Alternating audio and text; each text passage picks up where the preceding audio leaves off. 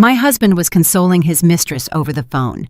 When I presented him with the divorce settlement, he didn't even look at it. He took the fountain pen and quickly scribbled his signature.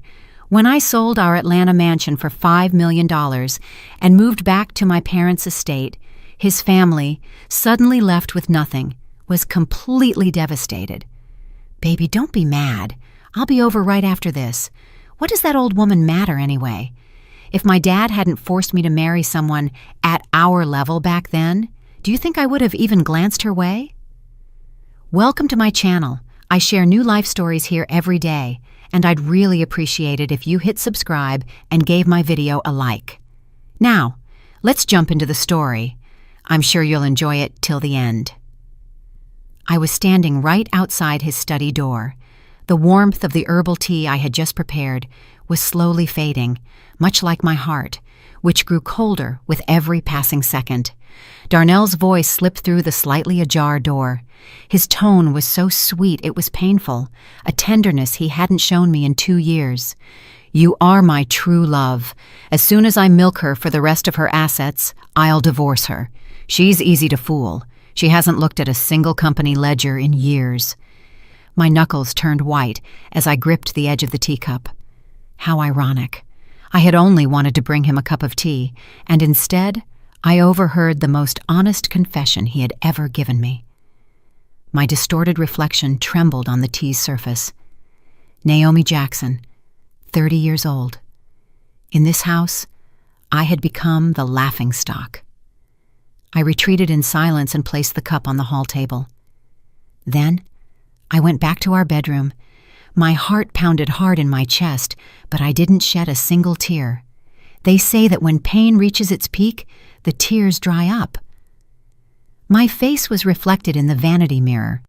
My skin was still smooth, but faint wrinkles were beginning to appear around my eyes. I forced a smile. The woman in the mirror returned it, but her grimace was sadder than any crying. 10 years of marriage betrayed. I reached deep into a drawer and pulled out the papers I had already prepared. The cold, slick feel of the paper calmed me slightly. It was a divorce agreement I had drafted and modified countless times over the past 3 months, every clause reviewed by my attorney. Darnell didn't know that the wife he considered easy to deceive was no longer the naive young woman who had once risked everything for love. I took a deep breath, and with the agreement and a pen in hand, I walked toward his study. My steps were light, absorbed by the thick carpet, much like all the sorrows I had swallowed for years. Through the door, I could still hear Darnell comforting his young lover. "Did you like the jewelry set I bought you? It's way better than anything Naomi has. Of course, you're much prettier than her." I threw the door wide open. Darnell spun around, startled. His cell phone was still pressed to his ear, and the honeyed expression on his face instantly froze. He hung up hastily and forced a smile. "Naomi, why are you coming in without knocking?" "If I had knocked, I would have missed such a wonderful confession," I said calmly, spreading the divorce agreement across his desk. "Sign this." His expression shifted from surprise to perplexity, and finally to a strange relief. "What is this?" "The divorce agreement. Exactly what you were planning." "No, actually, I'm saving you the trouble of having to steal my assets." Darnell glanced at the papers and let out a laugh. "Naomi, I think you misunderstood. She's just a client. Sometimes you have to flatter them." "Tanisha Scott, 25 years old, a receptionist at your company, recently promoted to your personal assistant. I just rattled off the information. You've been together for 2 years and 3 months. Last month, you even bought her an apartment in Midtown Atlanta in the company's name. By the way, since that's marital property, I have the right to claim it." Darnell's face drained of color. "You've been investigating me?" "I've only been protecting my legal rights." I offered him the pen. "Sign it while I'm still willing to end this amicably." He stared at me for a few seconds, then suddenly smiled as if nothing was wrong. He took the pen and signed with a fluid, elegant hand without even reading the contents. "Aren't you going to look at the clauses?" I reminded him kindly. "What's there to look at?" He closed the folder indifferently. "You can't live without me anyway. You'll end up begging me to take you back. Naomi, a rich kid like you is nothing outside our family. I picked up the agreement and offered a faint smile. Thank you for your cooperation, Darnell. I hope you and your personal assistant will be very happy. As I turned to leave, I heard him shout behind me, "Stop playing games! You know tomorrow is my mother's birthday, right? Don't forget to arrange the gift." I didn't turn around. I closed the door silently. Back in the bedroom, I locked the door. It was then that my body began to tremble. 10 years of marriage ended like that. I thought I would collapse, that I would cry oceans. But strangely, I only felt an immense sense of liberation. My cell phone vibrated. It was a text from Darnell. "Don't overdo it. We're going to my mother's for lunch together tomorrow." I didn't reply. Instead, I called my lawyer. "Mr. Sterling," he signed. "Yes," without even reading it. "Perfect. I'll see you tomorrow morning." After hanging up, I opened the safe and pulled out a thick folder.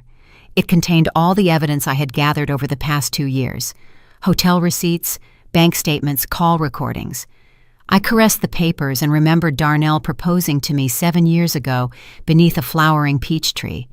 The love in his eyes had seemed so real. So how had we ended up here? In college, Darnell was the student council president, brilliant and charismatic. He courted me for 2 years. I came from the family that owned the Solstice Group, and my father was a well-known entrepreneur. Darnell came from a family with ties to politics and business. On the surface, we were the perfect couple. My father warned me that his family was complicated, but I, blinded by love, insisted it was him or no one. The first 2 years of marriage were sweet until my father's company faced difficulties. My in-laws' attitude changed overnight. My mother-in-law, Ms. Charlotte Owens, began criticizing me for my rich girl airs, and Darnell grew increasingly distant, not because of work, but because of sheer indifference. I opened my phone gallery and found a family photo from last year. What a harmonious picture. Me, elegant and serene. Darnell, handsome and distinguished. My smiling in-laws. Who would imagine that the very afternoon after taking that photo, Darnell left to meet Tanisha Scott? Outside, darkness had already fallen. I got up and began packing a small suitcase. I would leave first thing in the morning. This mansion was in my name. It was a wedding gift from my father. After the divorce, it would still be mine. Thinking of the look on Darnell's face when he discovered the truth brought me a certain anticipation. My phone rang again. It was my mother-in-law. "Naomi, don't forget to order the famous Low Country BBQ brisket from that restaurant in Savannah for tomorrow. Your father-in-law loves it." "Yes, Mother Owens," I replied. Tomorrow was going to be an interesting day. When the light of dawn crept through the curtains and hit my eyes, I felt disoriented for a moment, as if I were still in that sweet, self-induced dream where my husband loved me, our marriage was happy, and my life was perfect. I shot up in bed only when I saw the signed divorce agreement on the nightstand. My fingers unconsciously brushed Darnell's flamboyant signature. The ink was already dry, like the love between us. My phone screen lit up, 7:15 in the morning, 3 missed calls and 5 messages, all from Darnell. I slid the screen open. The last message had arrived 10 minutes ago. "I don't remember what I said last night. I was drunk. Stop being mad. It's Mom's birthday today. I'll pick you up at 10. I let out a bitter laugh and tossed the phone aside. Darnell's typical strategy: feign drunkenness, act as if nothing happened. I had seen this tactic ad nauseum over the last 2 years. The woman in the mirror had slight bags under her eyes, but her gaze was surprisingly clear. I splashed cold water on my face, feeling a chill that went straight to my bones. As of today, I was no longer an Owens daughter-in-law or an appendage to Darnell. I would be Naomi Jackson again. The suitcase was open on the bed. I only packed essentials and valuables. I would have plenty of time to deal with the rest once I regained full possession of the mansion. Darnell thought I couldn't live without him. Ha! He would soon find out how wrong he was. At 8 sharp, the doorbell rang. Through the security camera, I saw the familiar round face of Simone Davis. Today, she was wearing an impeccable suit and carrying 2 coffees. "Well, did the jerk sign?" she asked impatiently as soon as I opened the door, her eyes shining like a fox that had sighted its prey. I nodded and took the agreement out of my purse to hand it to her. He signed without looking. Simone quickly scanned the papers, a smile spreading across her lips. Perfect! This idiot has no idea what he just signed. She pointed to a clause on the last page. Look here. He agrees to renounce all rights to the mansion and all assets contained within it. This house is completely yours now. He still thinks it's in his name. It always has been. But since he paid the HOA fees and utilities since we got married, I took a sip of the coffee she brought me, a subtle sweetness amid the bitterness. Simone let out a laugh so loud she nearly choked on her coffee. Oh my God, I'd love to see his face when he finds out. She put down her cup and suddenly grew serious. Naomi, are you sure about this? Once you file this with the court, there's no turning back. Turning back? I walked over to the window and looked at the roses blooming in the garden, the ones Darnell himself had planted for me at the beginning of our marriage. That path closed 2 years ago, the first time he cheated on me. Simone sighed and pulled a manila envelope from her bag. Then you'll need this. I opened it. Inside was a bundle of photographs and several bank statements. In the photos, Darnell affectionately embraced a young woman in various locations, a restaurant, a hotel entrance, even the movie theater we used to frequent. The woman looked barely 20-something, with long hair and large eyes. It was Tanisha Scott, the same woman he was talking to on the phone last night. On your birthday, he said he had an emergency at the company and left. He actually took this girl to Cabo San Lucas, Simone said, pointing to a photo with a background of ocean and blue sky, with money from your joint account. I reviewed the bank statements. My fingers trembled slightly, not from sadness, but from rage. Darnell had used our money to buy Tanisha luxury items, pay her rent, and even finance the opening of a coffee shop. Thank you, Simone. I put the documents away. This will be very useful. We've been friends for 10 years. Don't mention it. I knew Darnell wasn't right for you since college. If you hadn't been so crazy in love back then... I shook my head, interrupting her. The Naomi of back then was too naive. The one now just wants back what is hers. As we spoke, we heard the sound of the front door lock turning. Simone and I exchanged a look. She quickly tucked the papers back into her bag. Darnell walked in, dressed in a suit. He was visibly surprised to see Simone, but immediately put on his usual fake smile. Simone, what a surprise. You could have called ahead. Do I need to report to you to come see Naomi? Simone countered without backing down. Darnell frowned and turned to me. Naomi, are you ready? Mom just called again, rushing us. I'm not going, I said, calmly finishing the last sip of coffee. What? Darnell's face darkened. Stop joking. I'm sorry about last night. Last night? I feigned ignorance. Oh, you mean when you called me an old woman and planned to steal my assets? Darnell's face turned scarlet. He glanced at Simone and lowered his voice. Let's talk about this privately. No need. I took out my phone and played the recording. Darnell's voice echoed clearly. What does that old woman matter anyway? If my dad hadn't forced me to marry someone at our level back then, do you think I would have even glanced her way? Darnell's face went from red to white. He tried to snatch the phone, but Simone stepped in front of him. Mr. Owens, are you thinking of laying a hand on her? Naomi, you recorded me. Darnell looked at me with disbelief. When did you get like this?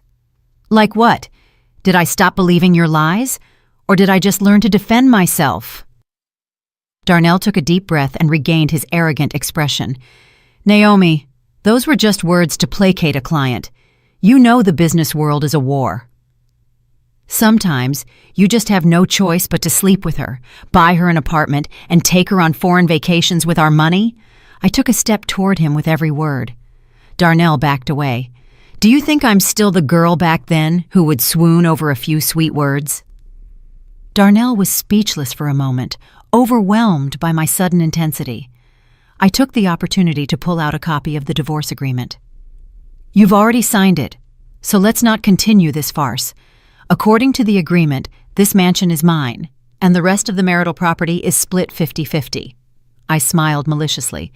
Of course, if you insist on going to court, I don't mind presenting the matter of Ms. Scott and these photos to the judge.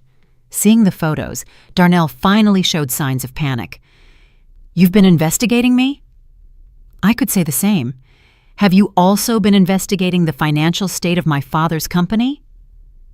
The sentence seemed to strike a nerve. His expression suddenly turned fierce. So this was your plan all along, Naomi. You think you can take part of my family's wealth through a divorce? Keep dreaming. I'm not interested in your family's wealth, I said calmly. I just want back what's mine. Darnell let out a cold laugh. Your share? What do you have? The mansion is in my name. The car was bought by me, and you don't even have a job. I couldn't help but laugh. Darnell, it's obvious you never looked at the property deed. This mansion was a wedding gift from my father. It has always been in my name. And as for work, I pulled a business card from a drawer. I'm a shareholder and financial consultant for the Solstice Group. My annual salary is $100,000. Not as much as yours, but enough to live alone. Darnell was paralyzed, as if he had been punched. Of course, he knew nothing of this.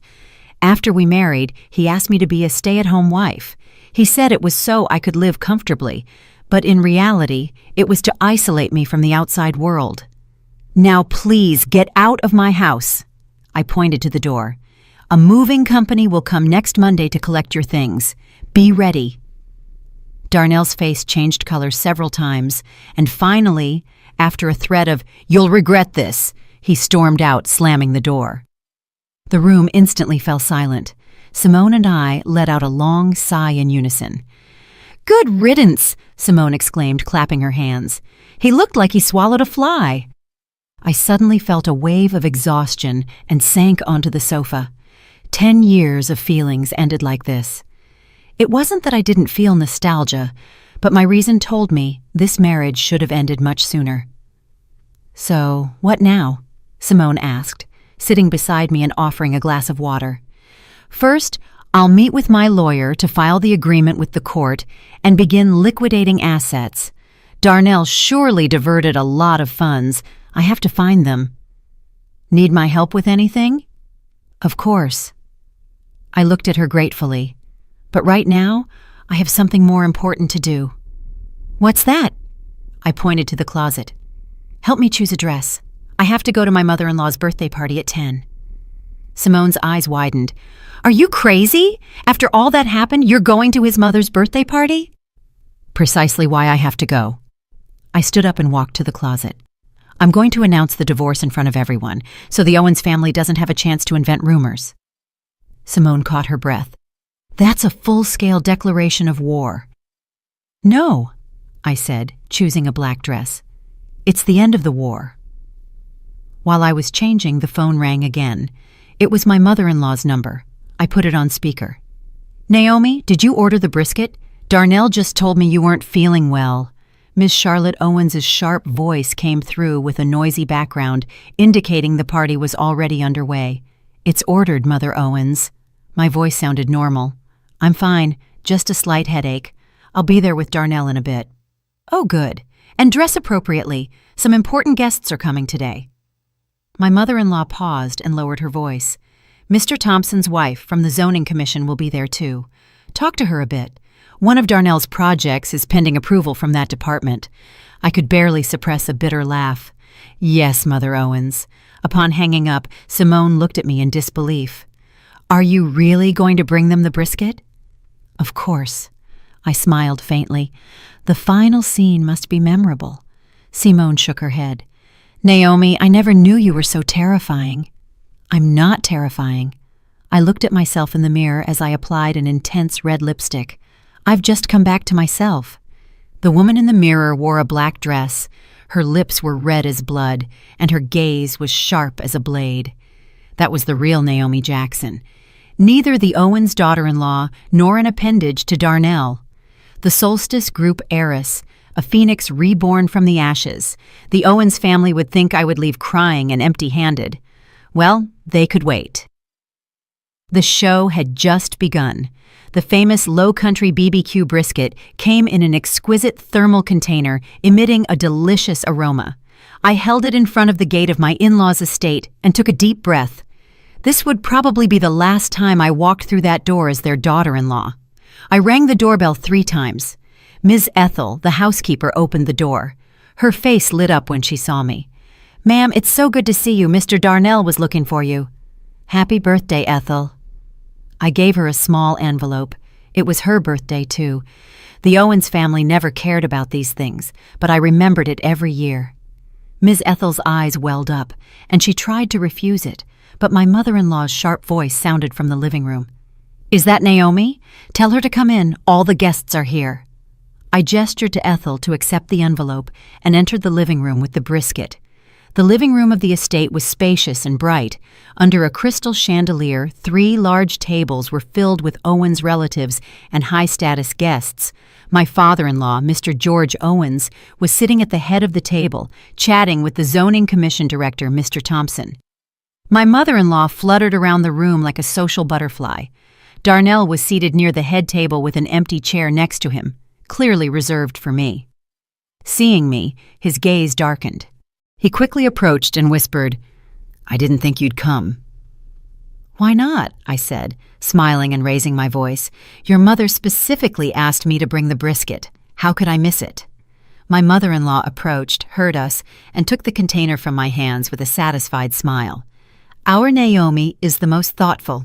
She turned to the guests. "My daughter-in-law knows best how to take care of the family." The guests responded with compliments, praising the Owens' luck. I noticed Darnell's face growing tenser. "Come, sit here." My mother-in-law took my hand and led me to the seat next to Darnell. "Mrs. Thompson was eager to see you."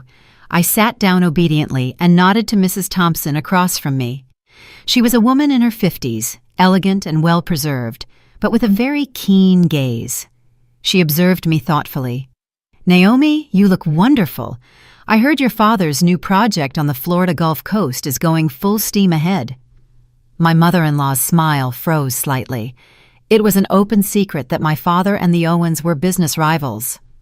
"Thank God everything is going well," I replied politely.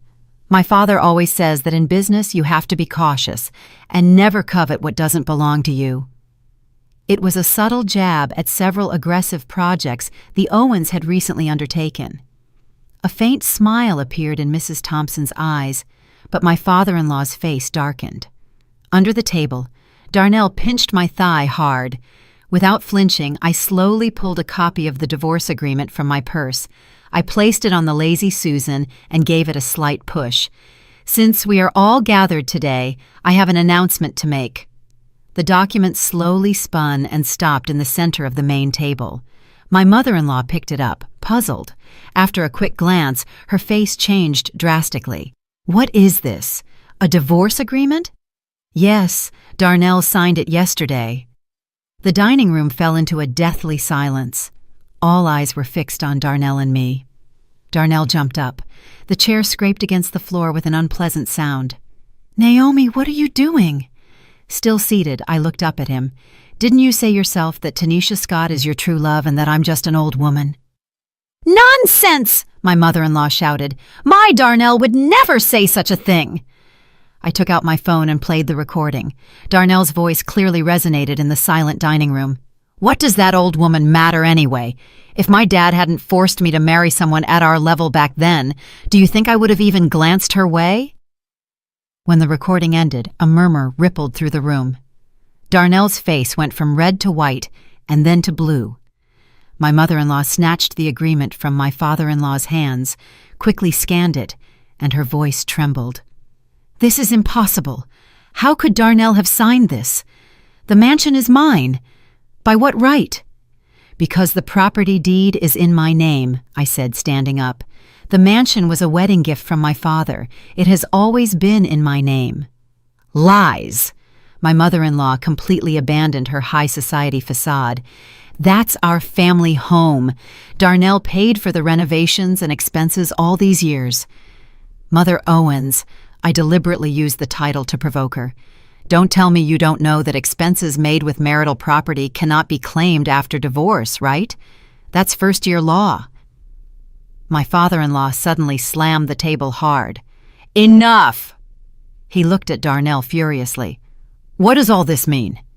Darnell stammered, unable to articulate a word. I answered for him. Father Owens, Darnell has been with Ms. Tanisha Scott for over 2 years. He bought her an apartment, set up a coffee shop for her, and took her to Cabo San Lucas, all with money from our joint account. I took out the photos Simone gave me and scattered them on the table. Yesterday, when I asked for a divorce, he signed without reading. I suppose he was in a hurry to bring her into the family. The photos circulated among the guests, accompanied by whispers. Mrs. Thompson picked one up and commented ironically, Mr. Owens, your son has a keen eye. The girl is a looker. My father-in-law's face turned ashen. My mother-in-law, like a madwoman, lunged at me. Bitch, you set up my son! I stepped aside. She stumbled and nearly fell. Darnell held her and yelled at me furiously. Naomi, you tricked me! Tricked you? I laughed coldly. You were the one, desperate for a divorce, who signed the agreement without reading. Now you're nervous to discover the mansion isn't yours. Quiet, everyone! My father-in-law's roar silenced the dining room. He took a deep breath, containing his anger, and addressed the guests. Excuse us. A family matter has ruined the evening. I will invite you again another day to make amends. It was a way of kicking them out. The guests awkwardly stood up and said their goodbyes. Only Mrs. Thompson, before leaving, looked at me meaningfully and said in a low voice, If you need help, call me. When all the outsiders were gone, my father-in-law grabbed Darnell by the collar of his shirt. Idiot! How could you sign without reading? Dad, I didn't know she recorded me, Darnell stammered. The recording is the problem? My father-in-law shouted. The problem is that you got caught and humiliated. My mother-in-law rushed toward me, almost digging her nails into my face. Ungrateful! We supported you for 10 years, and this is how you repay us? Supported me? I couldn't help but laugh. Mother Owens, have you forgotten the $2 million dowry my father gave me when we married? Have you forgotten how much help I've provided your family with my contacts over these years? I turned to my father-in-law. Father Owens, who helped you with that urban development project, the rezoning of the land? My father-in-law's gaze wavered. He clearly remembered. I resolved it through the father of a college friend, who was the Assistant Secretary of Commerce at the time. Well, if there's nothing else, I'll be leaving. I grabbed my purse and headed for the door. My lawyer will contact Darnell for the paperwork. You think you're just going to walk away like that? Darnell ran to block my path. The agreement is already notarized. My lawyer has a copy. By the way, according to Clause 7, you have 10 days to vacate the mansion. My mother-in-law screamed hysterically. Don't even dream of it. That house is ours. Then I'll see you in court, I pushed past Darnell, though I don't think Ms. Scott would like your relationship to come out in the press. The phrase was like a bucket of cold water for the family. My father-in-law was the first to regain his composure. He stopped his furious wife and son and looked at me with a somber face. Naomi, we're family. Why go this far? If you have conditions, we can talk. It's too late, Father Owens. I deliberately used that familiar title. The conditions are in the agreement. The mansion is mine. The rest of the marital property is 50-50. Very fair. Fair? My mother-in-law shrieked. You won't take a single cent from this family. I didn't want to argue anymore and headed straight for the door. Behind me, I heard my father-in-law's cries of anger, my mother-in-law's sobs and insults, and the sound of Darnell breaking something. Ms. Ethel was by the door with tears in her eyes and silently offered me an umbrella. It started to rain. Thank you, Ethel. Take care, I said softly. Leaving the estate, the rain was pouring down. I didn't open the umbrella, letting the cold drops hit my face and mix with my hot tears. 10 years of marriage ended like this. It wasn't that it didn't hurt, but the sense of liberation was greater. In my purse, my phone vibrated. It was a message from Simone. How was it? Are they still alive? I replied with a yes. and called another number. "Detective Harris, it's me. Yes, you can begin the thorough investigation, especially the financial transactions of the Owens Company over the last 2 years. Yes, the sooner, the better." After hanging up, I hailed a taxi. Getting in, the driver looked at me in the rearview mirror. "Where to, ma'am?" I thought for a moment. "To the Solstice Group headquarters, please." It was time to go home. An hour later, I was sitting in my father's spacious office, holding a hot cup of tea. My body was still trembling slightly. My father, standing in front of the large window with his back to me, listened to my story in silence. "Are you really willing to go all the way?" he finally said. His voice was deep and grave. "Dad, I don't have another choice." I clutched the cup. Darnell didn't betray me once, but countless times. His family never considered me one of their own. My father turned around. The sharpness I knew so well shone in his eyes. "I'm not asking you to back down. I'm asking if you're ready for an all-out war. The Owens won't make it easy for you." I put down the cup and stood up to look him in the eye. "I have proof of Darnell's infidelity and a divorce agreement signed by him. The mansion is in my name. They can't take it from me." "That's just the tip of the iceberg." My father walked to his desk and took out a document. "There are rumors that their family group is having liquidity problems. It's possible they've embezzled company funds." I took the document and skimmed it. They were the ledgers of a factory we co-owned. "Yes, nominally it's my factory." My father pointed out some strange figures. "The whereabouts of these funds are unclear. I suspect the Owens have diverted them." My hands began to tremble. That factory was part of my dowry, and Darnell's family had always managed it.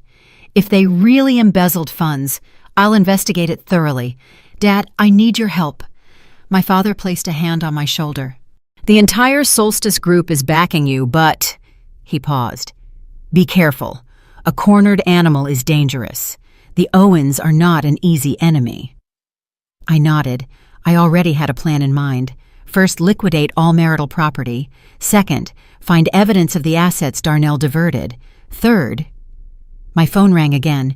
It was Darnell's number. I hung up. Immediately after, a message arrived. "You think you've won? You'll see. I'll make you kneel and beg me to take you back." I smiled coldly and replied, "Don't forget to vacate the mansion in 10 days. Otherwise, I'll see you in court." Then I blocked his number. The war had just begun, and this time there would be no more weakness on my part. The Owens Group headquarters building stood imposing in the city's financial district. Its 35 floors of glass curtain wall shone under the sun. I paused across the street, looking at the building that was once partially my home. A lump formed in my throat. I hadn't set foot there in 7 years. Since Darnell took over, he always said the company was a man's battlefield, and that I only had to be pretty at home. Now I realized it was just an excuse to exclude me from the family business. I took a deep breath, adjusted the collar of my jacket, and walked toward the building. Today I had purposely chosen an impeccable black suit, my hair pulled back in a high ponytail, and sophisticated yet discreet makeup. I wanted the Owens family to see that Naomi Jackson was no longer the stay-at-home wife they could manipulate at will. The receptionist in the lobby was new. She looked at me with a professional smile. "Good morning. Do you have an appointment?" "I don't have an appointment," I said calmly. "I'm Naomi Jackson, Darnell Owens' wife. I'm here to see the Chief Financial Officer, Isabel Torres." The receptionist's expression instantly changed. A hint of panic crossed her eyes. Yes, ma'am. I'll notify the director right away." She picked up the phone and whispered a few words, glancing at me repeatedly. It was evident that my bold move was already the talk of the group. The submissive wife of the CEO demanding a divorce and publicly exposing her husband's infidelity at a family gathering. In less than 5 minutes, the elevator doors opened, and a tall woman approached quickly. She looked to be in her mid-30s, with a neat haircut and a simple gray suit. She wore gold-rimmed glasses. "Mrs. Owens," she extended her hand. "I'm Isabel Torres, the CFO. To what do we owe the pleasure of your visit?" Please call me Naomi. I shook her hand. It was cold and firm. I'll soon stop being Mrs. Owens. The corners of Isabel's lips twitched slightly, as if suppressing a smile. Ms. Jackson, this way, please. As the elevator ascended, we were alone in the small space. I observed Isabel's reflection in the metallic walls. She stood very straight, looking forward, but the fingers unconsciously drumming on her briefcase revealed her nervousness. How long have you been working here? I broke the silence. 10 years and 4 months, she replied quickly, since Mr. Owens took charge of the company. Then you're quite familiar with the company's financial situation. Isabel turned to look at me. Behind her glasses, her eyes showed caution. Ms. Jackson, what is the purpose of your visit today? Just a routine visit, I smiled. After all, after the divorce, I'll have to clarify my financial relationship with the Owens family. The elevator stopped on the 28th floor, where the finance department was located. Isabel guided me through the open-plan office. Dozens of eyes turned toward us in unison, and whispers spread like ripples. I walked with my head held high and a smile, as if I didn't hear the comments like, "So that's her, huh? How brave." Isabel's office was a glass cubicle. The blinds were half lowered, allowing a view inside but not allowing sound out. She closed the door, lowered the blinds, and motioned for me to sit down. What would you like to drink? Coffee or tea? No, thank you. I got straight to the point. Director Torres, I'd like to see the financial reports for the last 2 years of the factory that Mr. Owens and I co-own. Isabel's fingers drummed on the desk. That requires Mr. Owens's approval. Legally, I have the right to know the status of my assets. I pulled a document from my purse. This is the share certificate and a copy of my ID. 51% of the shares in that factory are in my name. Isabel took the papers, examined them carefully, and looked troubled.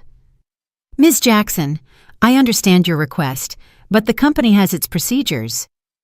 Director Torres. I leaned forward and lowered my voice. You know Mr. Owens is having an affair, right? She flinched visibly. Her gaze darted toward the door. I'm just the head of finance. I'm not interested in the CEO's private life. But you are interested in the company's financial situation, right? I looked her directly in the eyes, especially when the CEO is embezzling public funds to support his mistress. Isabel's pupils dilated slightly. Her breathing quickened. Ms. Jackson, that's a very serious accusation. That's why I came to ask you. I leaned back in the chair. Director Torres, you've been here for 10 years. You know the difference between right and wrong. If there really is a problem in the company, do you think you'll come out unscathed? The air in the office seemed to freeze. Isabel took off her glasses and cleaned the lenses with the edge of her blouse, clearly a gesture to buy time. When she put them back on, her expression was resolved. Ms. Jackson, indeed, there are irregularities in the factory's books, but I need to protect myself. I understand. I nodded. Then let's do this. Give me a secure way to contact you. When you want to talk, call me. Isabel hesitated for a moment, then pulled a business card from a drawer, wrote some numbers on the back, and handed it to me. This is my personal number, but use it discreetly.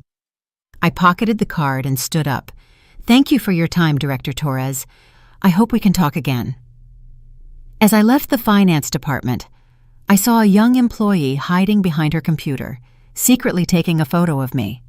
I smiled slightly at her. She jumped and instantly lowered her phone. It seemed everyone in the Owens group was awaiting the outcome of this divorce war. The elevator reached the ground floor. Just as I was about to exit the main door, my phone rang. It was the subdivision management. Ms. Jackson, excuse the disturbance. A gentleman named Owens just tried to enter your property with a young woman. He says he's Mr. Owens's friend and has his permission, but we stopped them.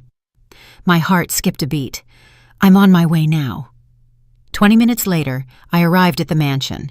From a distance, I saw a red sports car parked in front of the gate, the new car Darnell had bought last month in the company's name, as he claimed. The manager approached with a worried face. Ms. Jackson, they insist on entering. They say Mr. Owens gave them permission. Don't worry, I'll handle it. I patted his shoulder and headed for the door. My hands trembled slightly as I entered the code. Opening the door, I heard women's laughter and the clinking of glasses from the living room. I followed the sound. Darnell and Tanisha Scott were sitting on the terrace drinking champagne. Tanisha was even wearing one of my silk pajamas. "Ah, you've arrived." Darnell, far from being embarrassed, smiled smugly. "Just in time. Meet Tanisha, my girlfriend." Tanisha leaned languidly against Darnell and looked at me provocatively. She was undeniably young and pretty, fair skin, large, moist eyes, and long hair dyed a trendy ash brown. The pajamas she wore were ones I had bought last month and had barely worn. "Darnell," I said, controlling my anger, "according to the agreement, this house is now my private property. Bringing strangers in is trespassing." "Trespassing?" Darnell let out a loud laugh. "Wake up, Naomi. This house is mine. I paid the HOA fees and utilities. The property deed is in my name." "I'll call the police," I said calmly. Tanisha pouted and said in a sugary voice, "Darnell, honey, didn't you say this old woman wouldn't dare challenge you?" Darnell's face darkened. He stood up and approached me. "Naomi, listen to me carefully. Tanisha likes this house, so she's going to live here. You leave nicely. Otherwise what?" I looked him straight in the eyes. "Are you going to hit me?" Darnell raised his hand. I instantly took out my phone. "Hit me. I'll record it and send it to the police and the press. Owens Group CEO assaults his wife." How does that sound as a headline? His hand stopped in midair. He finally clenched his fist and lowered it. "Get out. This is my house." "No, it's mine. I've come to collect some papers. As soon as I have them, I'll leave. You two keep enjoying yourselves." I purposely dawdled in the study, turning on my phone's recorder while pretending to search for documents. As I expected, Darnell and Tanisha soon started arguing in the living room. "Why is that woman so arrogant? Didn't you say she did everything you asked?" Tanisha's voice sounded tearful. "Sweetheart, calm down," Darnell consoled. "That house will be ours soon. My father has already hired a lawyer. That agreement isn't valid. And the diamond ring you promised me? And the trip to Europe? As soon as the company gets that loan, I'll buy you whatever you want. That old woman's father's company is going through a tough time. They're begging us for help." I left the study in silence, taking a few photos of their tender scene. Then I coughed on purpose. They immediately separated. Tanisha grabbed Darnell's arm, looking at me with an air of superiority. "Did you find your papers?" Darnell asked mockingly. "Yes." I shook a USB drive I held in my hand. "Oh, and I forgot. I installed security cameras in the living room and the study, just in case." Darnell's face changed drastically. "What? When?" "Yesterday," I smiled, "in case robbers entered." Leaving the mansion, my palms were sweaty, but my mind was strangely calm. Today's haul had been good. Isabel Torres's contact, the recordings and photos of Darnell and Tanisha, and the information about the company's loan and my father's supposed financial problems. Just as I was getting into the car, I received a call from my father. "Naomi, where are you?" "I just left the mansion. I was going back to the apartment." "Come to the office right now. I have something important to tell you." My father's voice was unusually grave. I immediately turned around. 30 minutes later, I was sitting on the leather sofa in my father's office, watching him pace back and forth. "Dad, what's going on?" My father stopped, frowning.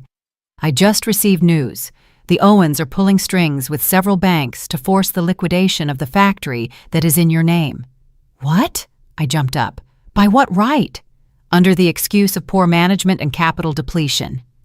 My father handed me a document. "This is the report they've prepared." I quickly skimmed it. The more I read, the colder my heart grew.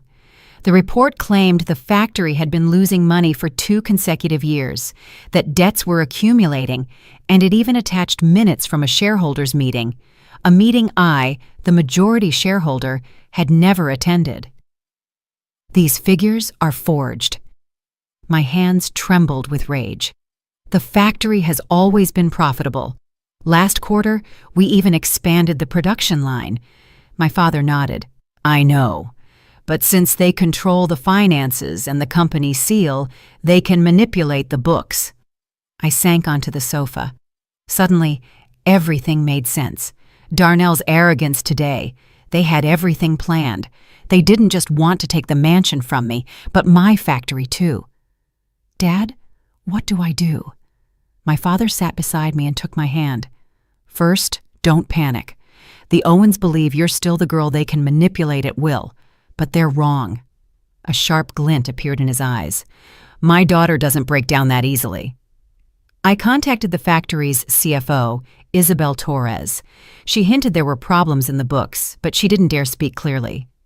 Isabel Torres, my father said thoughtfully. I hear she's a very competent professional. If you can get her as a witness, I'll contact her again. I pulled out my phone and showed my father the photos I had taken of Darnell and Tanisha. This will also help.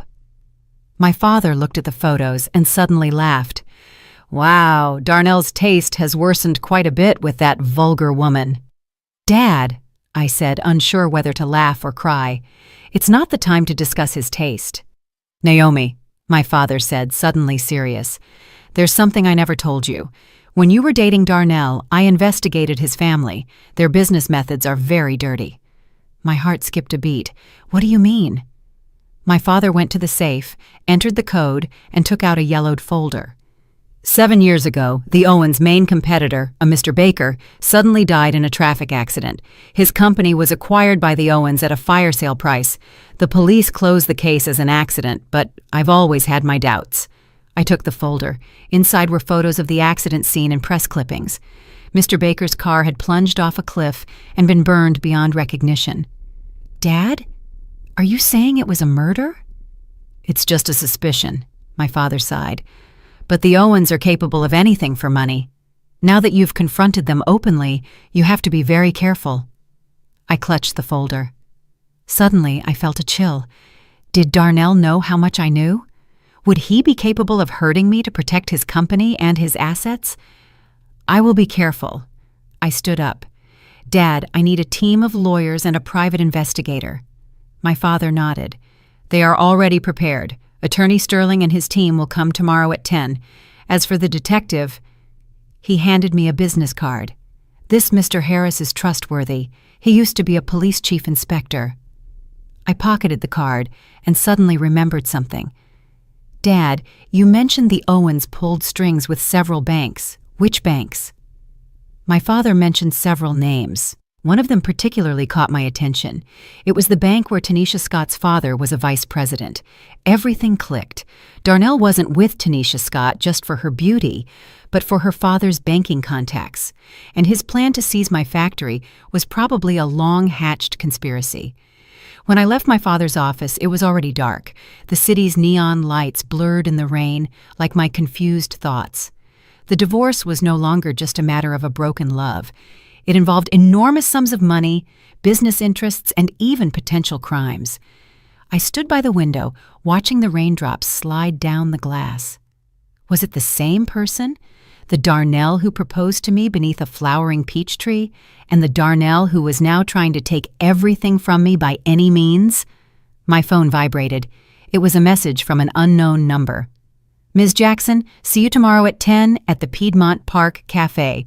Regarding the factory books. It was Isabel. She had finally taken a side. I replied with an agreed and called Detective Harris. The war had begun, and there would be no more mercy. The cafe in Piedmont Park was tucked away in a quiet corner. At 10 in the morning, there were hardly any customers. I chose the most secluded table with my back to the wall and a clear view of the entire place. Detective movies always said you should never turn your back to the door. The clock struck 10:05.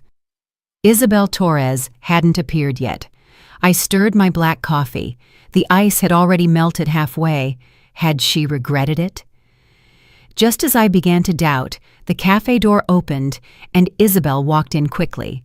Today, she wasn't wearing a suit, but a simple gray t-shirt and jeans. Her hair was pulled back in a messy ponytail, and she wore black-rimmed glasses. She looked like a college student. If she hadn't headed for my table, I would barely have recognized her. "Sorry, I drove around a couple of times," she said quietly. Placing a bulky briefcase on the chair next to her, she looked around cautiously. No one followed me. I slid the iced latte I had ordered for her toward her. "Relax, we're safe here." Isabel took a sip. Her fingers trembled slightly. "Ms. Jackson, I've taken a great risk to come see you." "I know, and I appreciate it." I looked her straight in the eyes. "You've decided to tell the truth." Isabel took a deep breath, pulled a manila envelope from the briefcase, and pushed it toward me. "This is a copy of the factory's real accounting books. The records for the last 2 years are completely different from the official version you saw." I opened the envelope. Inside was a stack of printed financial reports. The dense columns of numbers made me dizzy, but even without financial knowledge, I could see the problem. The real books showed the factory had made consistent profits, while the Owens report showed losses. They've been running double books. My heart pounded as I skimmed the documents. "Not only that," Isabel whispered, "Mr. Owens diverted almost $20 million from the factory to an account of a shell corporation within the Owens Group and falsified evidence of losses to prepare a bankruptcy filing." My fingers unconsciously clenched the paper. "That's a felony." "There's more." Isabel leaned in. She smelled of a subtle jasmine perfume. "The Owens Group has been cooking their books for the last 2 years, inflating profits to get bank loans. Tanisha Scott's father, the bank vice president, mediated many of those illegal loans." An idea crossed my mind. So Darnell wasn't with Tanisha Scott just for her looks. A cold smile appeared on Isabel's lips. "Mr. Owens never does business that doesn't bring him profit. How could a simple receptionist become his personal assistant in half a year and suddenly have an apartment and a car?" I turned to the last page of the document and found a combination of numbers and letters written by hand. It looked like a code. "What is this?" "The account number and password for that shell corporation," Isabel said, her voice barely a whisper. "I found it using my access privileges. The entire flow of money is there." I looked up at her. There were fine beads of sweat on her forehead. "Why are you helping me? This is very dangerous for you." Isabel was silent for a moment, then took off her glasses to clean them. "I've worked for the Owens for 10 years. I went from a simple accountant to CFO, and you know how they treat me." She smiled bitterly. "Last year, I was diagnosed with a fibroid and asked for a month off. Mr. George Owens told me either I came back in a week or I never came back." She put her glasses back on. A light of determination shone in her eyes. "Besides, I'm a finance professional. Cooking the books goes against my professional ethics. If the Owens scandal breaks as CFO, I'll be the first to go to jail." I took her hand.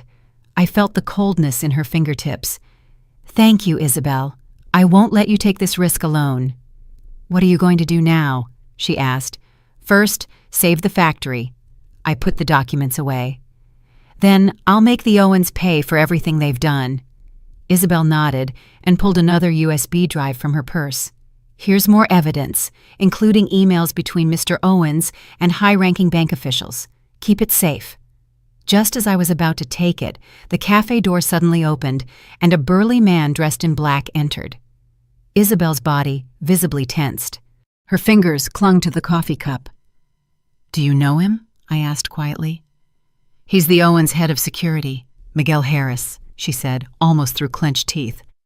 Harris scrutinized the cafe. I pretended to look at my phone. Out of the corner of my eye, I saw him walking toward our direction. My heart raced. "Go to the restroom," I quickly told Isabel. "I'll handle it." Isabel grabbed her briefcase and quickly headed for the restroom. Harris stopped in front of my table.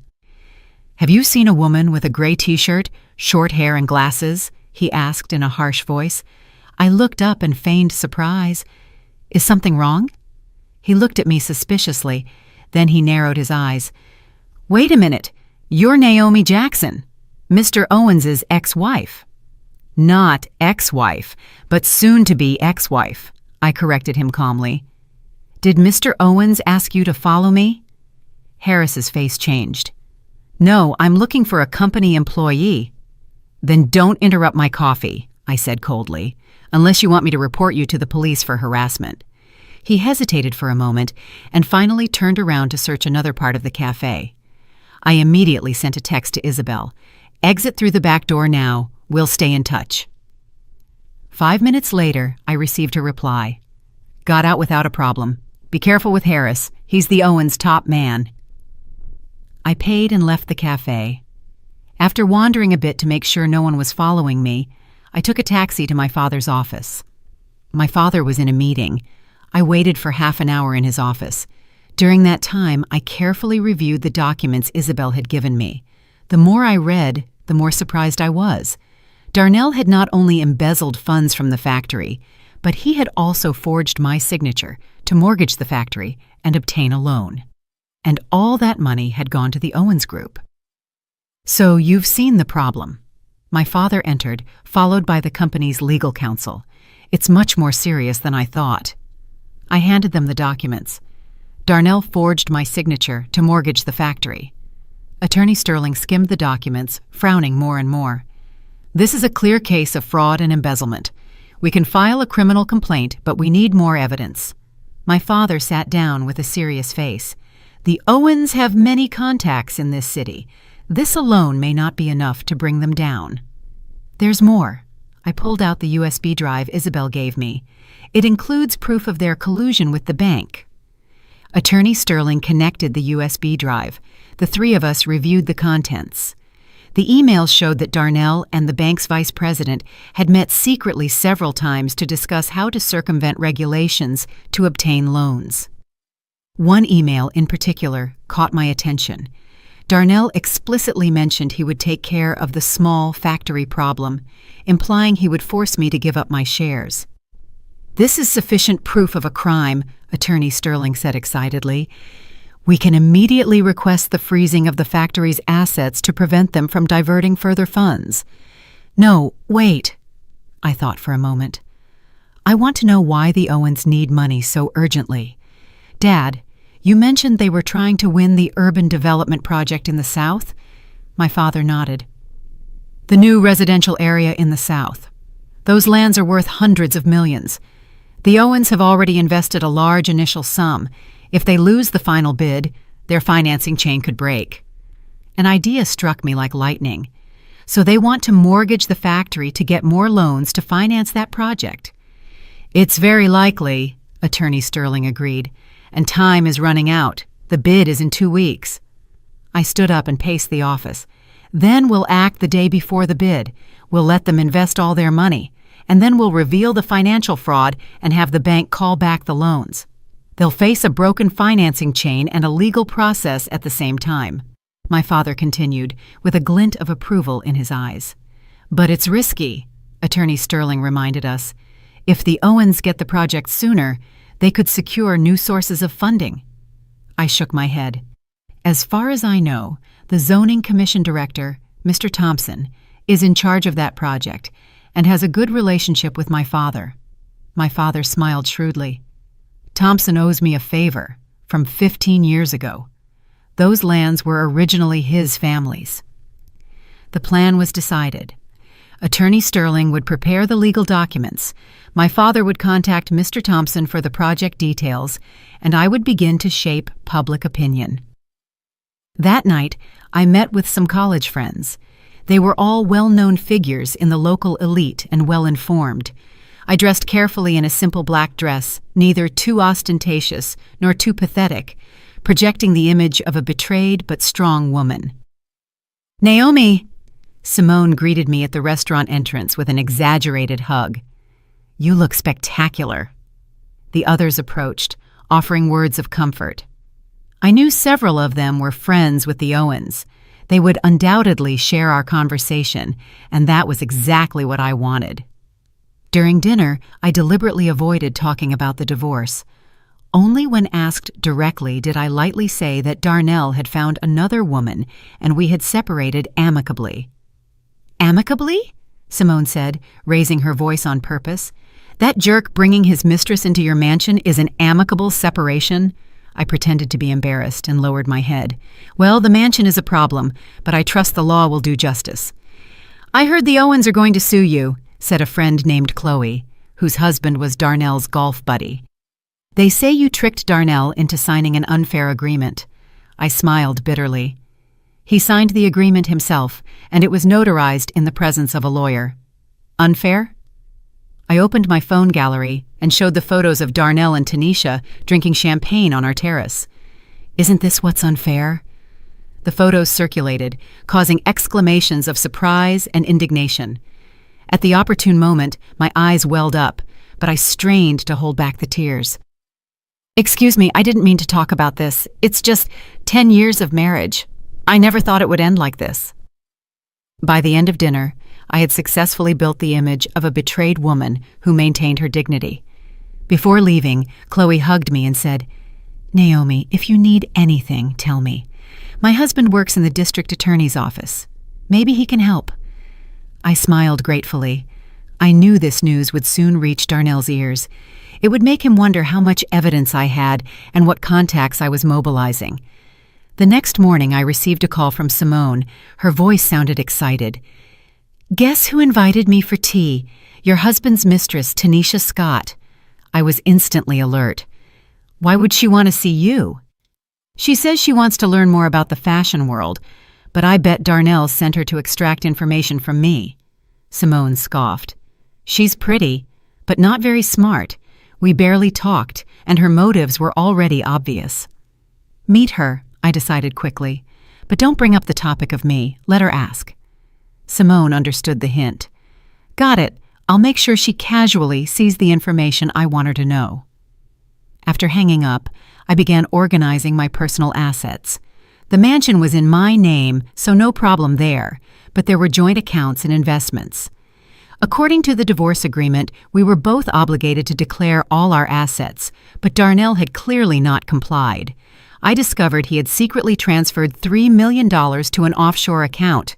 I immediately contacted Attorney Sterling to prepare the request to freeze Darnell's assets.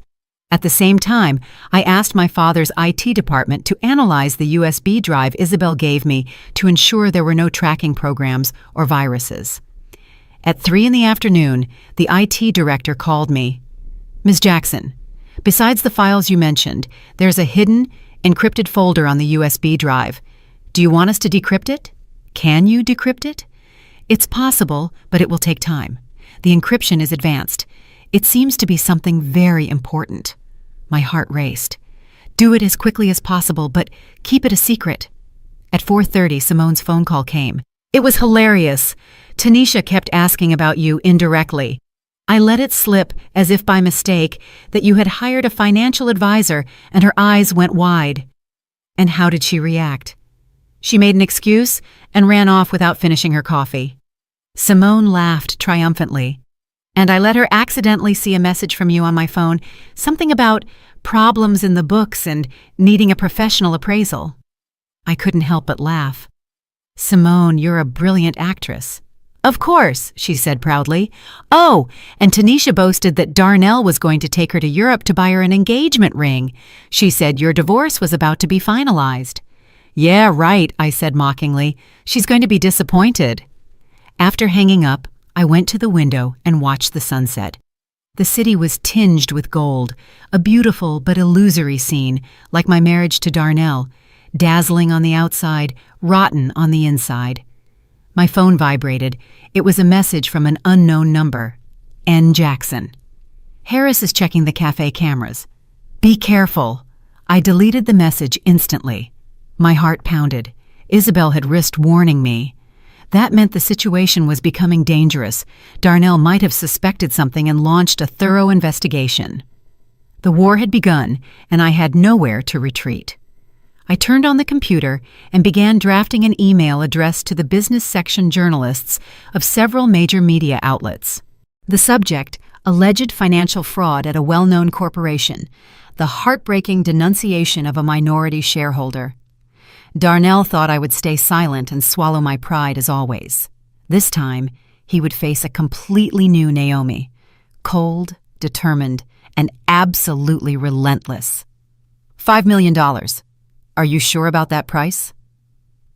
The real estate agent, Mr. Rodriguez, adjusted his glasses, looking at me with disbelief. Ms. Jackson, this mansion has a market value of at least $6 million. With a little patience, we could even get $6.5 million. I was standing in front of the mansion's large window. Sunlight filtered in, falling on the polished marble floor. Every corner of this place bore my stamp: the imported Italian marble, the custom German kitchen, the rose garden I meticulously cared for in the backyard.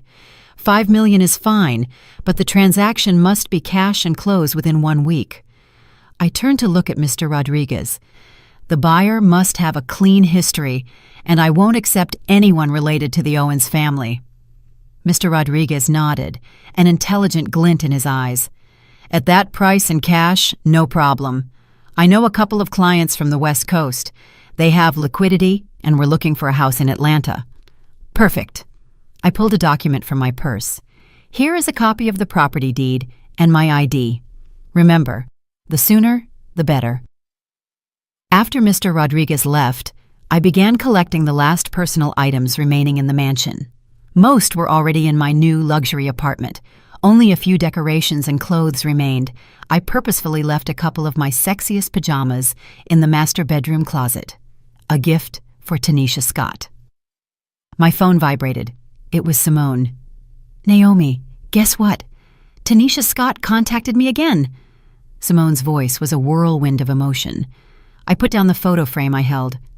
And what did you tell her? I pretended I couldn't quite remember the name of the financial expert you had hired.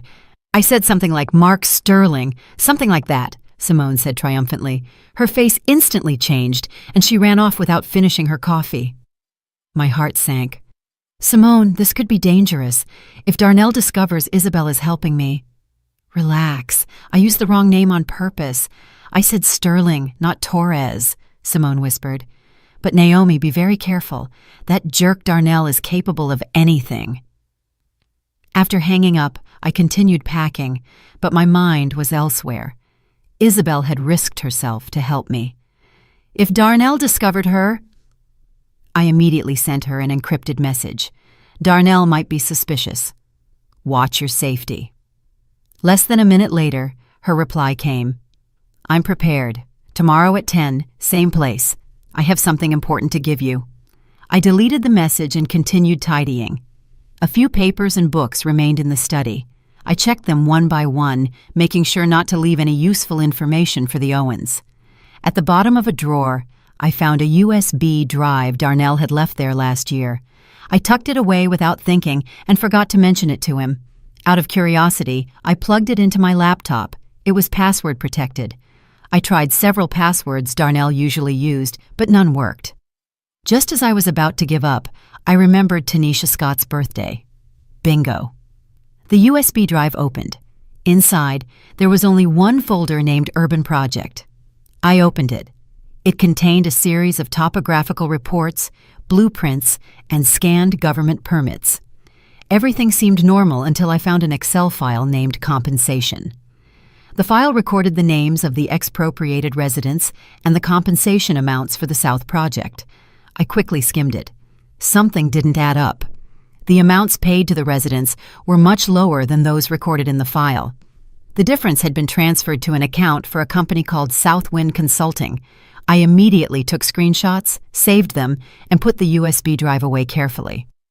This could be proof that the Owens had embezzled compensation funds for expropriation. The Urban Project was the Owens Group's biggest gamble this year.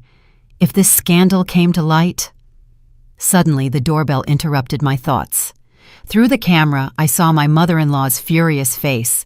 Behind her were two burly men in black suits, clearly bodyguards. I took a deep breath and pressed the intercom. Mother Owens, what can I do for you? Open the door, she ordered in a sharp voice. I'm afraid that won't be possible, I said, with a polite but firm tone. If you've come to collect Mr. Owens's things, please have him come himself on the date stipulated in the agreement. My mother-in-law's face turned red with anger. "Naomi, you dare to sell my family's mansion? Who gave you that audacity?" "News travels fast," I thought mockingly. "The mansion is my private property. The deed is in my name. I have every right to dispose of it." "Lies! That's our family home!" My mother-in-law pounded on the door hysterically. "The renovations, the expenses, Darnell paid for everything." I slid an envelope under the door. "Here is a copy of the property deed and the original purchase contract. The mansion was bought by my father with cash before my wedding as my private asset. The renovation expenses came from our joint account, so they are considered marital society expenses. Any other questions?" There was silence on the other side of the door, followed by the sound of shuffling papers. Through the camera, I watched my mother-in-law's face go from red to white, and finally to ash. Her voice trembled. "You planned everything from the start. You tricked my son into marrying you and stealing our family's wealth." "Mother Owens?" I deliberately used the title to provoke her. "Who was the one who insisted on this marriage so much at the beginning?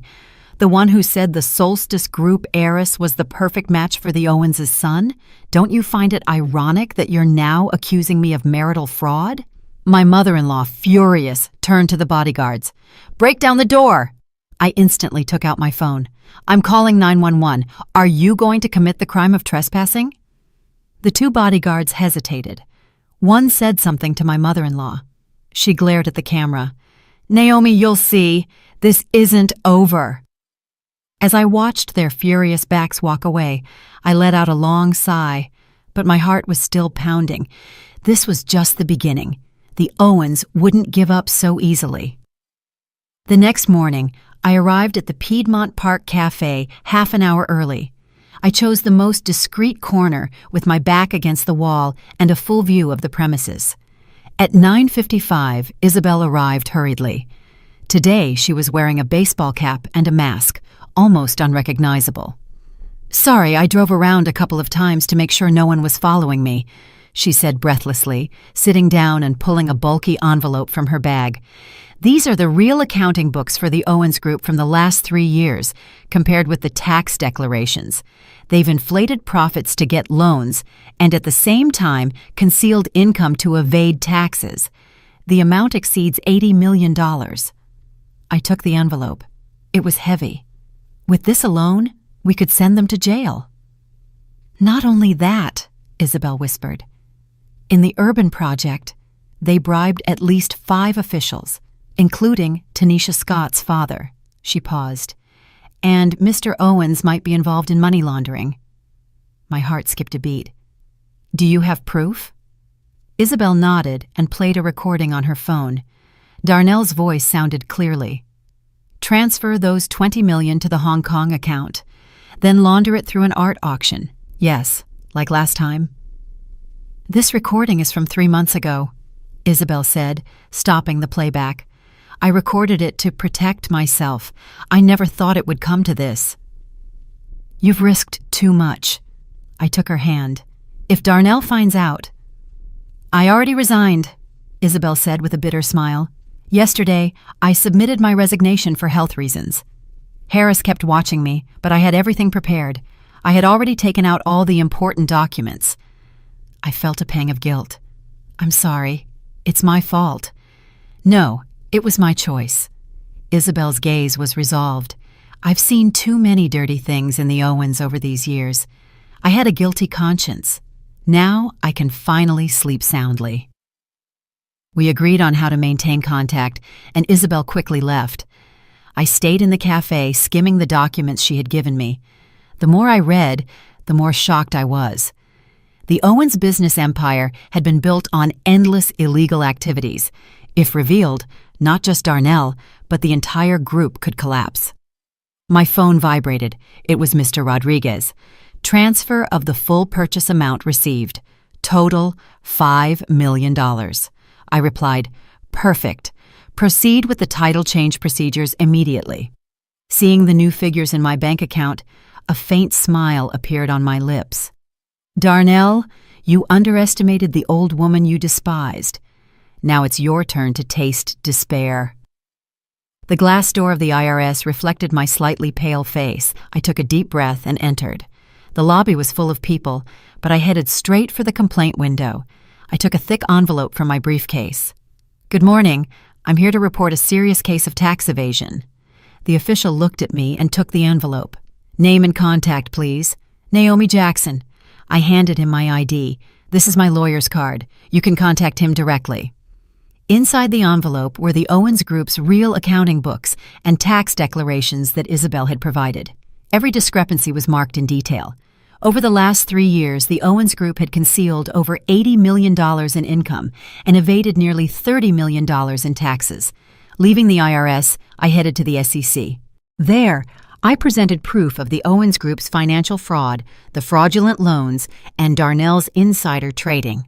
Finally, I went to the federal court and presented the evidence of bribery in the Urban Project. When I left the federal court, it was noon and the sun was dazzling. I stopped on the steps and looked at the USB drive in my hand. It contained the most lethal proof: my father-in-law's involvement in the murder of Mr. Baker. I hesitated for a moment and finally put it back in my purse. It wasn't the time yet. That card had to be played at the decisive moment. My phone vibrated. It was Attorney Sterling. "Ms. Jackson, the court has admitted the lawsuit for Darnell's misappropriation of marital assets. Furthermore, we have frozen all his bank accounts in the country." "Perfect." I signaled a taxi. "I just filed all the documentation. The Owens will probably find out soon. Prepare yourself. Cornered animals. There's no telling what they're capable of," Sterling warned me. "It would be better if you weren't alone for a while." After hanging up, I told the taxi driver to take me to Simone's boutique. On the way, I sent a text to my father. All documentation filed, everything according to plan. Simone's shop was in a luxury mall downtown. She mainly sold designer clothes. When I walked in, she was helping a client with a new dress. Her eyes lit up when she saw me. She quickly dismissed the client and led me to the back room. "So?"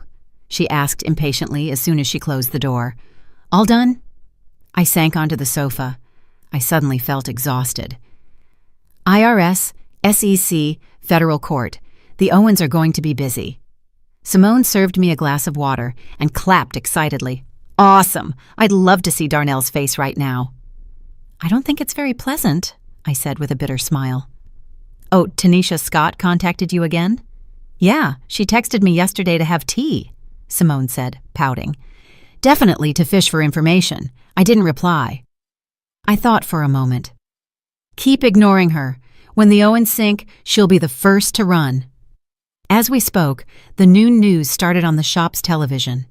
Suddenly, a headline at the bottom of the screen caught my attention. "Breaking news. The Owens Group investigated by the SEC for alleged financial fraud." Simone and I stared at the television open-mouthed.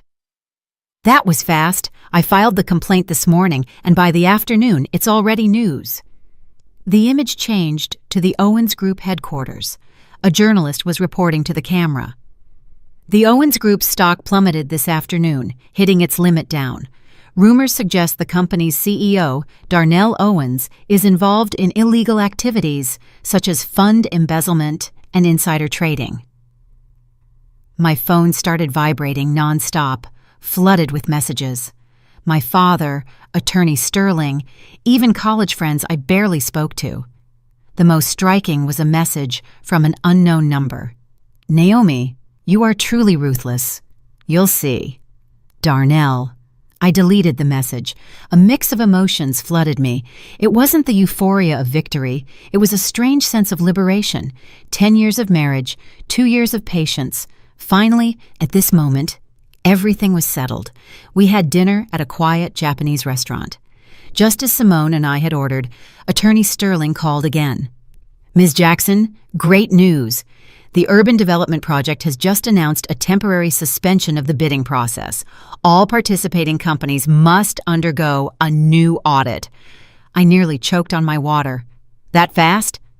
"It's a direct order from Director Thompson," Sterling said with contained excitement in his voice. "The hundreds of millions the Owens invested initially have gone down the drain."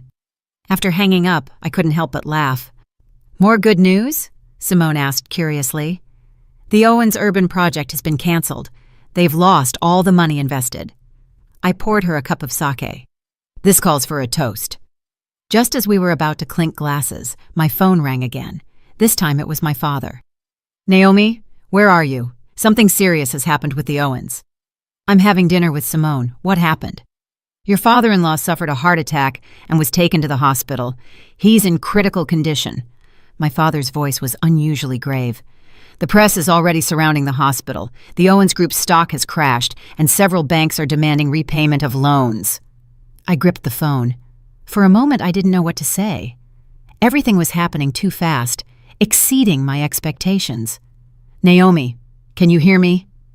My father's voice brought me back to reality. Yes, Dad. Don't you think I've gone too far? I asked quietly. Don't talk nonsense. The business world is a battlefield. My father sighed. The Owens have done many bad things over these years. What's happening today is what they deserve. You only revealed the truth. You don't have to feel guilty. After hanging up, I was pensive. Simone looked at me with concern. What's wrong? My father-in-law is in the hospital in critical condition. The press is there. Simone took my hand. It's not your fault. It's the consequence of his own actions. Sooner or later, they had to pay. I knew she was right, but the news of my father-in-law's hospitalization weighed on me. As bad as the Owens were, it concerned the life of an elderly man. My original intention was to get back what was mine and make Darnell pay for his betrayal, not to destroy the whole family. After dinner, Simone insisted on driving me home. My new apartment was in a luxury residential complex downtown with high security, a place my father had specially prepared to protect me from the cornered Owens. I had just walked in when the phone rang again. It was Isabel. Since she left for Singapore, we had communicated through an encrypted messaging service. Naomi, I saw the news from the States, she said, her voice slightly distorted by the network.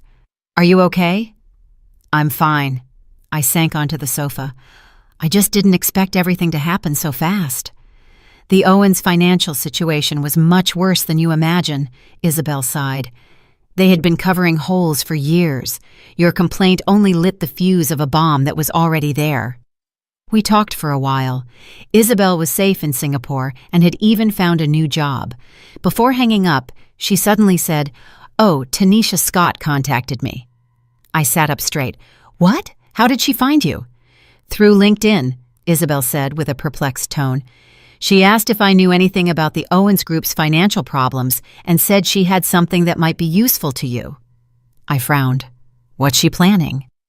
I'm not sure, but I think she's looking for a way out, Isabel analyzed. The Owens are sinking, and she doesn't want to drown with them. After hanging up, I stood in front of the window and looked at the countless city lights. I was once part of the Owens too, living in a luxurious mansion, leading a seemingly glamorous life. Now that house no longer existed, and I was standing on its ruins. The phone screen lit up again, a message from Attorney Sterling. Breaking news.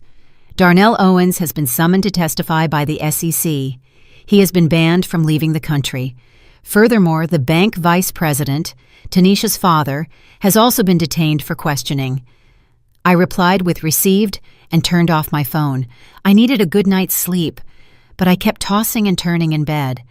The stern face of my father-in-law, the furious voice of Darnell's sister Danielle, and the flowering peach trees on the afternoon Darnell proposed to me kept appearing in my mind. The taste of revenge was not as sweet as I had imagined. The next morning, I was woken by the doorbell. Through the camera, I saw my father's serious face. Dad, what are you doing here so early? I opened the door for him. My father went straight to the living room and turned on the television. The morning news reported on the latest from the Owens Group. The Owens Group's stock hit its limit down again at the open today. Several banks have declared the early maturity of their loans. It is reported that the company's CEO, Darnell Owens, is being investigated by the relevant authorities. There's worse news. My father turned up the volume. The image changed to the entrance of a hospital. A journalist reported, The founder of the Owens Group, Mr. George Owens, Darnell Owens' father, was rushed to this hospital last night due to a heart attack. This morning, the hospital issued a statement informing that despite medical efforts, Mr. Owens passed away at 3:17 a.m. My legs gave out, and I sank onto the sofa. My father-in-law had died. Naomi. My father looked at me with concern. I didn't want this, I murmured.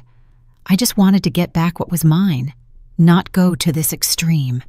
It's not your fault, my father said firmly. The cause of George Owens' death was a heart attack.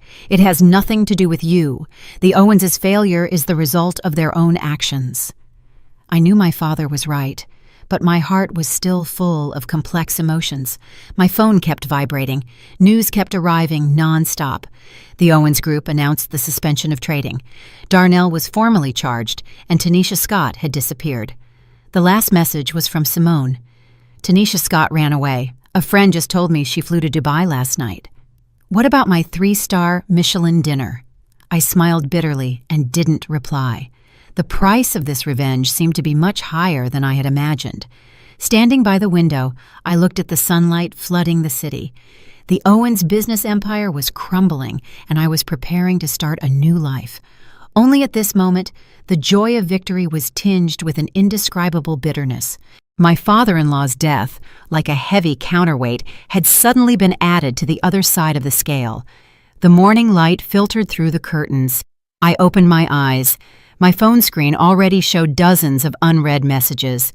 The first was from Attorney Sterling.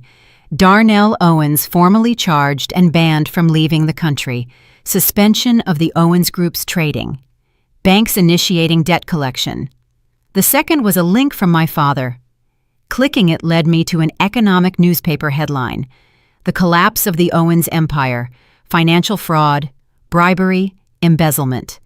The fall of a giant in one night. The article detailed the Owens Group's various illegal activities, specifically mentioning that the evidence had been provided by an internal informant. I put down the phone and went to the bathroom.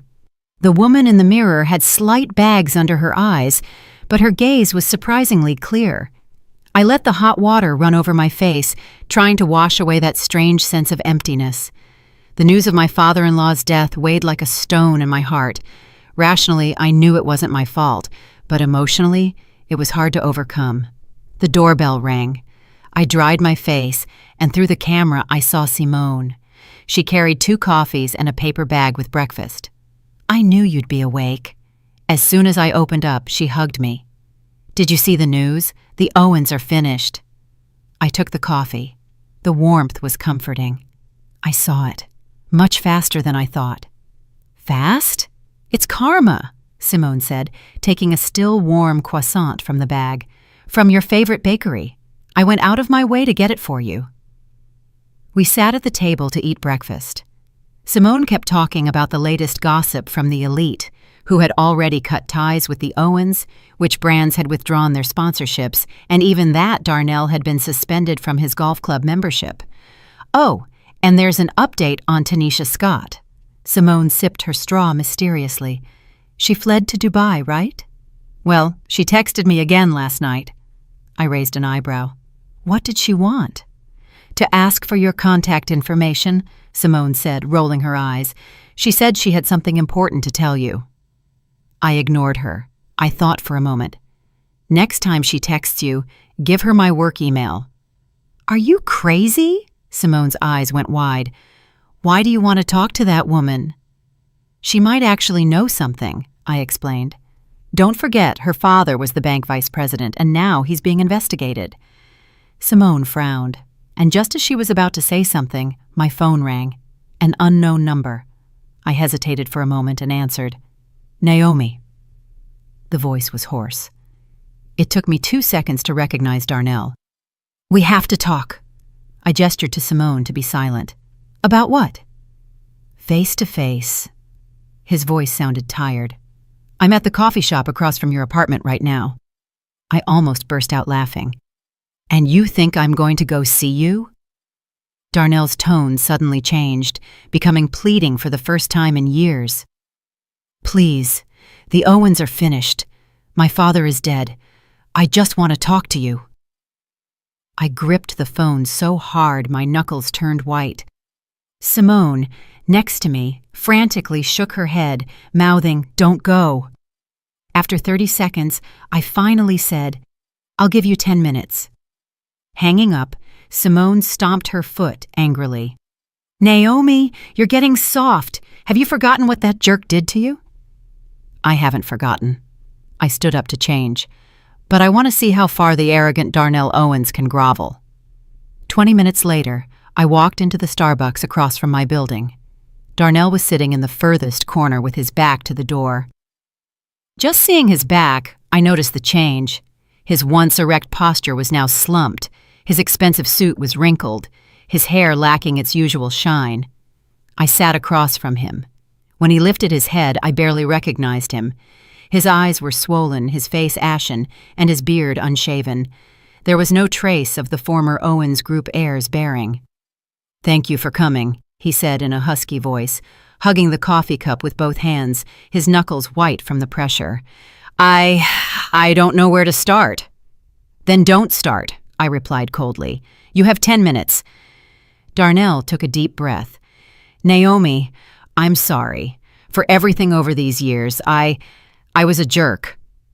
I watched his performance in silence, without the slightest emotion. But now the Owens are on the verge of bankruptcy. He leaned forward, desperation shining in his eyes. "My father is dead. The company is going bankrupt, and I might go to jail. Naomi, please have mercy." "Mercy? In what way?" I raised an eyebrow. "Withdraw the complaint. Or say the evidence was a misunderstanding," he said hastily. "If you help me, I'll do whatever you ask." I finally let out a cold laugh. "Darnell, do you think this is a child's game? Do you think a proven crime can be withdrawn just because I say so?" "But you're the complainant. If you say you manipulated the evidence for revenge—" "Shut up!" I exclaimed in a low voice. "Are you asking me to commit perjury for you?" Darnell's face turned even more ashen. "Naomi, for the 10 years we were married—" "The 10 years we were married?" I interrupted him. "Why didn't you think of that when you were sleeping with Tanisha Scott? When you called me an old woman?" Some customers at nearby tables were already looking at us curiously. Darnell cringed and lowered his voice further. "I made a mistake. I truly made a mistake. Naomi, I always loved you." "Stop!" I raised my hand to halt him. "You only love yourself and the Owens' power and wealth. Now that you've lost everything, you come begging me." A flash of anger crossed Darnell's eyes, but it quickly morphed back into a plea. "Naomi, I admit I was selfish, a jerk, but the company is my father's life's work. Thousands of employees depend on it. Even if you hate me, don't let innocent people pay for it." I was slightly surprised. It was a new approach, using the employees' livelihoods to attack me morally. "Darnell," I said calmly, "the fact that the company is in this situation is the fault of your and your family's management decisions, not my complaint. If you truly cared about the employees, you wouldn't have run the company illegally."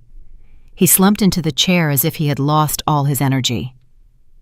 "So there's nothing to talk about." 10 minutes are up." I stood up. "As a final piece of advice, you reap what you sow. Face the consequences." Leaving the coffee shop, the sunlight hurt my eyes. I thought I would feel the euphoria of victory, but there was only emptiness in my heart. Darnell's pathetic image, far from making me happy, caused me a strange sadness. To think the man who was once so arrogant had fallen so low. Back at the apartment, Simone was still waiting for me with a worried look. "Well, what did that jerk say?" I recounted the conversation. She jumped up, furious. "What garbage of a man! He's still trying to fool you? The employees' livelihoods? Since when does he care about them? Didn't he say it was survival of the fittest when he laid off 500 people last year?" I smiled bitterly. "I know he's acting, it's just that—" Simone instantly caught my hesitation. Naomi, don't tell me you're getting soft. I walked to the window and looked at the city skyline in the distance. Simone, we've known each other since college. Do you remember the Darnell from back then? Simone was silent for a moment, then approached and took my hand. I remember. Student council president, good basketball player, pursued you for 2 years, waiting under your dorm every day. Do you think he was sincere back then? I asked quietly. Or was it all a calculation from the start? Simone sighed. Naomi, people change. Maybe he loved you genuinely once, but then power and money changed him. It's not your fault. I knew she was right, but a doubt persisted in my mind. Had I gone too far? My father-in-law's death, the Owens bankruptcy, the layoff of thousands of employees. Was I really the sole person responsible for all of this? The vibration of my phone interrupted my thoughts. It was an encrypted message from Isabel. Tanisha Scott has made contact. She says she has direct evidence of Darnell's money laundering and bribes. She wants to make a deal with you. I replied immediately. What are her conditions? $5 million, and she wants you to get a reduced sentence for her and her father. I smiled coldly. Typical Tanisha Scott. In times of crisis, everyone for themselves and taking the opportunity to profit. Tell her there's no deal, but if the evidence is valuable, I might consider paying her for the information. Isabel's reply came quickly. She says she'll consider it and that Darnell has been moving valuables lately. She thinks he's preparing to flee. I frowned. Darnell was already banned from leaving the country. Where could he flee to unless... I immediately called Attorney Sterling. Is it possible Darnell might try to leave the country illegally? Theoretically possible, but very risky, Sterling replied. Why? Any new developments? I told him about Tanisha Scott. Attorney Sterling was instantly on alert. I'll notify the police to strengthen surveillance. Oh, and tomorrow is the hearing for the division of assets in your divorce. Don't forget. After hanging up, I told Simone about the next day's hearing. She insisted on accompanying me. I wouldn't miss it for the world. I have to see Darnell's beaten dog face with my own eyes. That night, my father called. He asked about my meeting with Darnell. I told him everything. My father was silent for a moment, then said, Naomi, you've done enough. Don't feel pressured. The Owens fall is their own doing. But your father-in-law's death, George's heart condition was a chronic problem. My father sighed. He had been in the business world for decades. What storms hadn't he weathered? This blow was hard, yes, but you can't say it was exclusively because of your complaint. My father's words reassured me a bit. After hanging up, I turned on the television. The local news reported on the latest from the Owens Group.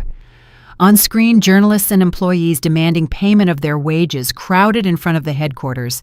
Someone held a banner that read, "Give me back the money I earned with my sweat." The scene was chaotic. Suddenly, a familiar figure appeared on screen. Darnell, surrounded by journalists.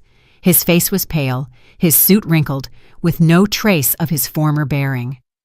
A journalist shouted, "Mr. Owens, rumors suggest the money laundering and bribery accusations are true.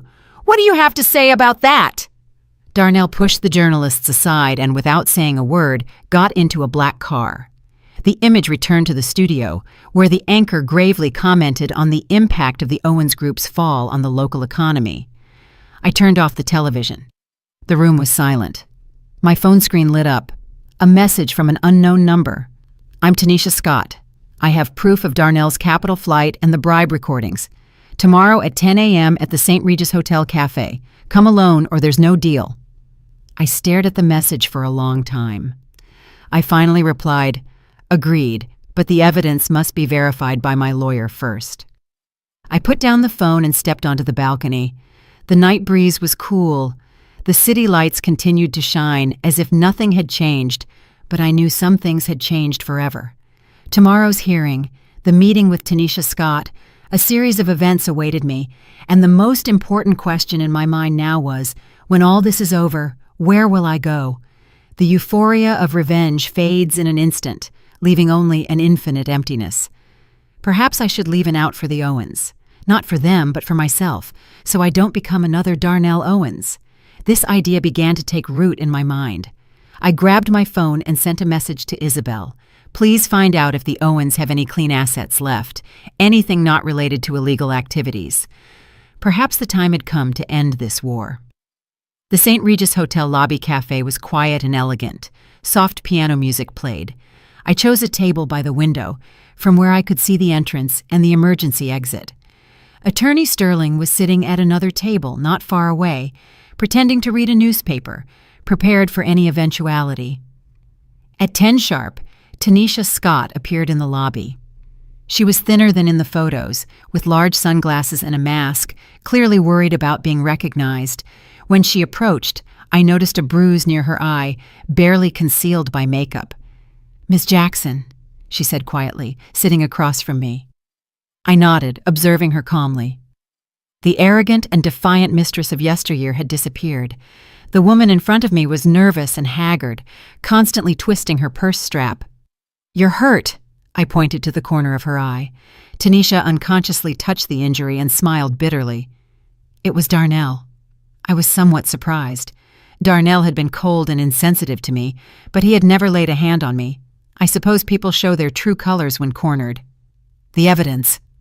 I got straight to the point. Tanisha took a USB drive from her purse and pushed it toward me.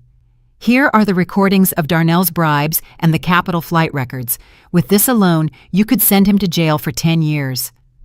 I didn't take the USB drive immediately. "What do you want in return?" "Money and protection," she said, biting her lip. "For me and my father. He's already been suspended from his position and is under investigation if Darnell's case goes deeper." "How deeply is your father involved?" I interrupted her. Tanisha's face grew even paler. "Enough to ruin my whole family." I toyed with the USB drive in my hands. $5 million is too much, and I don't have the power to get a reduced sentence for your father. "How much can you give me?" She leaned forward anxiously. $3 million? 2? "It will depend on the value of the evidence," I said calmly. "And I need to know what Darnell is planning lately. I heard he plans to flee." Tanisha hesitated for a moment, then lowered her voice. "He has a secret account in Switzerland with at least $20 million. Last week, he contacted a broker to illegally cross the border through the Mexican desert, pass into Mexico, and take a flight to Dubai from there." I raised an eyebrow. Darnell was truly desperate to resort to illegal immigration. "Exact time and route." Tanisha shook her head. "He doesn't trust me anymore. He's put everything in the hands of that Miguel Harris, but—" She paused. "I know he's going to the company vault tomorrow to pick up something, probably cash or passports." I thought for a moment, then I pulled out my checkbook. $500,000 for this USB drive and the information. No more. Tanisha's eyes widened. $500,000? That's very— Take it or leave it. I made a motion to get up. "Go ask Darnell for money, if he has anything left to give you." "Wait." She grabbed my wrist hastily. "I accept." I signed the check and gave it to her, withdrawing my hand at the same time. Her touch was unpleasant. "The money will be in your account in an hour. When you receive it, you'd better leave this city. Darnell doesn't forgive those who betray him." Tanisha pocketed the check and suddenly smiled bitterly. "You know, he never loved me. I was just a tool to make you angry and get closer to my father. I was a fool." I didn't say anything. In a way, we were both victims of Darnell, just to different extents. Tanisha stood up to leave, but hesitated and turned around. "Miss Jackson, I'm sorry. I was too young and naive." "Go?" I interrupted her before my patience ran out. As I watched her hurry away, I let out a long sigh. Attorney Sterling immediately approached. "How did it go?" I handed him the USB drive. "Check the contents. If it's authentic, notify the police immediately. Also, about Darnell's escape plan." Sterling nodded and pocketed the USB drive. "The divorce hearing is at 3. Don't forget." "I couldn't forget," I said mockingly. "It's the final battle." At 2:40 p.m., I entered the courthouse lobby, followed by Attorney Sterling and his team. Journalists, already aware, crowded around, their flashes firing. I wore a simple black suit with sophisticated but discreet makeup, perfectly projecting the image of a betrayed but strong woman. Darnell had arrived before me. He stood next to his lawyer on the defendant's side. He looked even more haggard than yesterday. His suit was wrinkled, and he wasn't wearing a tie. Seeing me enter, a mix of emotions crossed his eyes. He quickly looked away. The judge entered, and the hearing began. Attorney Sterling presented our petitions. Confirm the validity of the divorce agreement, recover the marital assets Darnell diverted, and request additional compensation for damages. Darnell's lawyer argued that the agreement had been signed under duress, requesting its annulment or modification. He also absurdly demanded that I compensate Darnell for the renovation and maintenance expenses of the mansion, and even accused me of maliciously causing the Owens Group crisis with my complaint. Attorney Sterling was prepared. He refuted each of his arguments, presenting evidence of Darnell's infidelity, the Capitol flight records, and the recording of the agreement signing. In the video, Darnell was lucid and even showed impatient arrogance. There was no trace of duress. When it was Darnell's turn to speak, he said in a hoarse voice, "Your Honor, I admit my mistakes, but Naomi's revenge has been disproportionate. She destroyed my business, my family. She even indirectly caused my father's death." Objection! Attorney Sterling immediately stood up. The defendant's statement is irrelevant to the case, and there is no evidence to demonstrate a causal relationship. The judge sustained our objection and warned Darnell's lawyer to control his client's emotions. Darnell sat down defeated, desperation painted on his face. The trial lasted 3 hours. Finally, the judge delivered the verdict that same day. The divorce agreement was valid.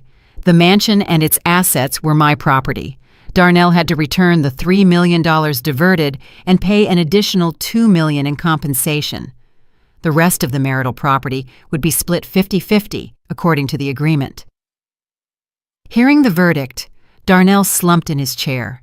His lawyer hastily announced he would appeal, but the judge pointed out that, given the clarity of the evidence, the appeal had little chance of succeeding. Leaving the courthouse, journalists surrounded us like a swarm. Darnell, pale-faced, pushed reporters aside and ran out. I stopped, and looking at the cameras, said calmly, "Today, the law has done me justice.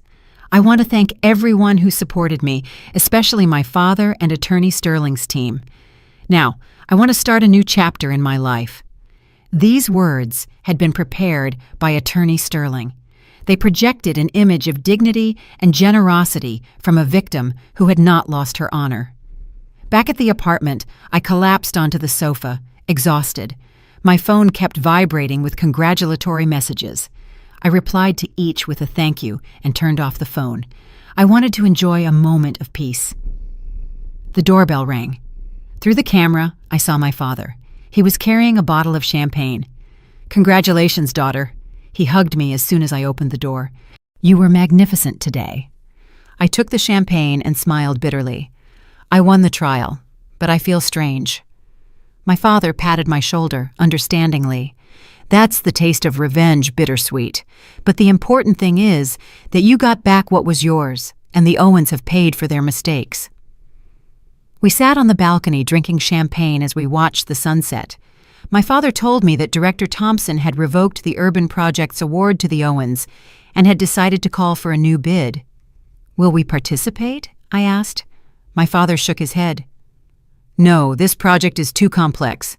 I plan to concentrate on rebuilding our old textile factory." "The factory?" I was a little surprised. "Didn't the Owens ruin it?"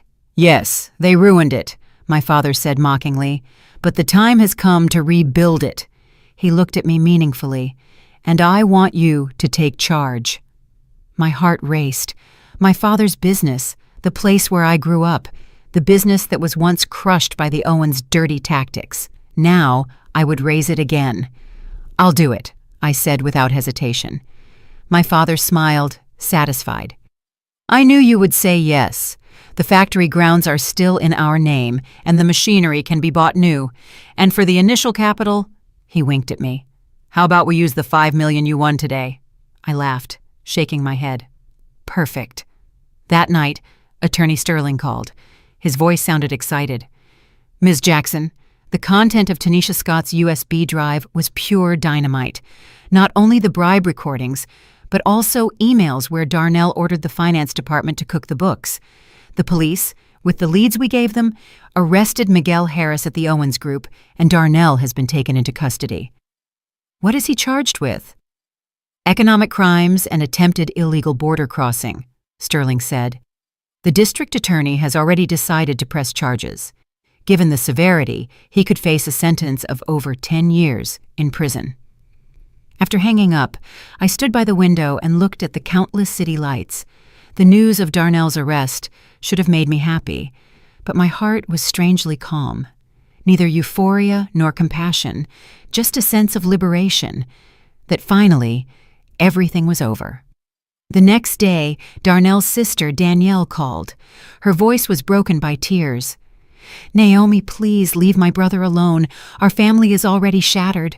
What more do you want? I'm not the one who arrested him, I said calmly. His own actions led him to this.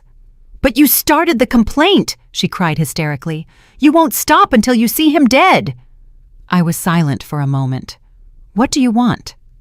For you to withdraw the charges, she said bluntly. If you promise not to pursue further, we'll accept the divorce agreement and won't appeal anymore.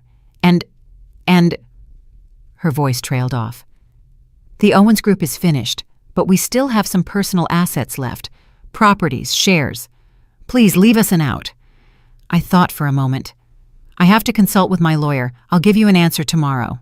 After discussing it with Attorney Sterling and my father, we reached an agreement. We could make peace, but with conditions. The next day, Danielle and I met in the lawyer's office. She looked much older than the last time. She had wrinkles around her eyes and gray hairs. We sat face to face. We were once sisters-in-law. Now we were strangers. Our conditions are simple.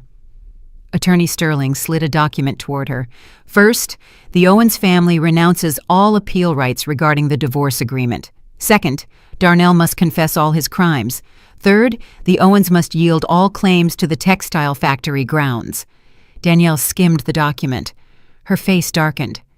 This is leaving us with nothing. No, I corrected her calmly. You will keep the house you live in and some savings, enough to maintain a dignified life. The factory grounds were snatched from my father through dirty means. And if we don't accept? Attorney Sterling adjusted his glasses. Then we will collaborate with the district attorney to thoroughly investigate all illegal activities of Darnell and the Owens Group. Given the amounts and the circumstances, the prison sentence could be over 10 years, and all related assets would be confiscated. Danielle's face turned ashen. With a trembling hand, she signed the document. Leaving the office, she suddenly called out to me, Naomi, you know, Darnell truly loved you once. The first 2 years of marriage, he couldn't stop talking about you. I shook my head, interrupting her. People change, Danielle. I wish you the best. 1 month later, thanks to his confession and cooperation, Darnell was sentenced to 6 years in prison. The Owens Group filed for bankruptcy, and its assets were auctioned off to pay debts. My mother-in-law, with what little she had left, moved to a small apartment near a church. Danielle took her children and returned to her husband's hometown, and I dedicated myself wholeheartedly to rebuilding the textile factory. As my father said, it was our root, the business the Owens tried to destroy and couldn't. With part of the money from the mansion sale, I bought state-of-the-art machinery and preserved some of the old factory's iconic buildings as historical heritage. On the day of the reopening, my father said in his speech, "This is not just a reopening, it is proof that justice prevails and perseverance triumphs." Below the stage, the applause was thunderous. Standing beside him, I felt my eyes well up. At the same time, I created a legal aid foundation for women to help those who, like me, face divorce or domestic violence. Simone jokingly called it my vengeance fund, but I knew it was the best way to transform a painful experience into positive energy. Time flew by. A year later, the factory was operating at full capacity, and the foundation had helped dozens of women. My life was fulfilling and calm. I sometimes had dinner with my father, went shopping with Simone, or discussed investments with Isabel, who, upon her return from Singapore, became my financial advisor. One early summer day, Simone called excitedly, "Naomi, next Saturday there's a college alumni reunion. You have to come." I tried to refuse, but she continued, "Darnell has been released on parole. They say he's going too. You have to show him how well you're doing now." I finally accepted. On the day of the reunion, I chose a simple but elegant red dress, light makeup, and my hair loose over my shoulders. The woman in the mirror was confident and serene, with no trace of the confusion and pain of yesteryear. The reunion was at the restaurant we used to frequent in college. I purposely arrived half an hour late. As I walked in, the bustle of the place fell silent for an instant and then erupted in greetings. "Naomi, you look more beautiful every day. I heard you're a businesswoman now. That's amazing. Your foundation does great work. My cousin got help from there." I smiled and greeted my classmates. Out of the corner of my eye, I saw Darnell in a corner. He was very thin. His face, once handsome, now had overly sharp features, giving him a haggard look. He wore an outdated suit and looked 10 years older. Throughout the dinner, I deliberately avoided him, laughing and chatting with the others. Almost at the end, I went out to the terrace for air. He followed me. "Naomi." His voice was hoarse. The wine in his glass trembled slightly. "Can we talk?"